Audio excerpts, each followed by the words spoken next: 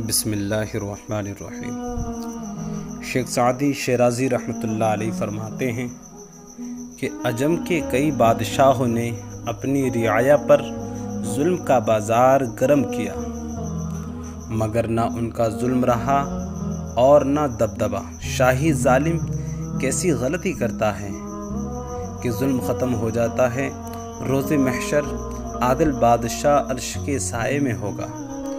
जब अल्लाह किसी कौम पर रहमत करना चाहता है तो उसको अदल बादशाह, इंसाफ करने वाला बादशाह देता है, और जब किसी कौम की बर्बादी चाहता है तो उसको जालिम के कब्ज़े में दे देता है।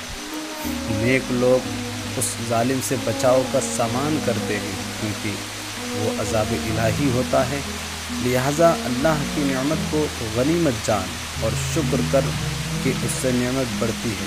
नेमत में शुक्र करने से तुझे लाजवाल हुकूमत मिलेगी और बादशाही में जुल्म करने से तेरी हुकूमत को जवाल आएगा। बादशाह पर नींद हराम है जबकि कमज़ोर ताकतवर का जुल्म सह रहा हो। अगर चरवाहा के हाथों ही बकरियां जुल्म देखें तो उनकी हिफाजत कौन करेगा। मरने के बाद अगर लानत से बचना चाहता है तो ज़िंदगी में नेकी को अपना शियार बना ले। बुरे काम का बुरा अंजाम होता है। जालिम और नाशुक्रे की दौलत तो नेमत ज़ाया हो जाती है और शुक्रगुजार दोनों जहां की नेमतें समेट लेता है।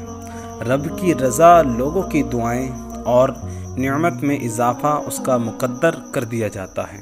ऐसे शख्स को लोग मरने के बाद भी अच्छा अल्फाज से याद रखते हैं और उसके लिए दुआ गो रहते हैं, जबकि जालिम को ज़िंदगी में ही लानतों और बद्दुआओं का सामना करना पड़ता है और मरने के बाद खुदा के गज़ब और अजाब का निशाना बनना पड़ता है।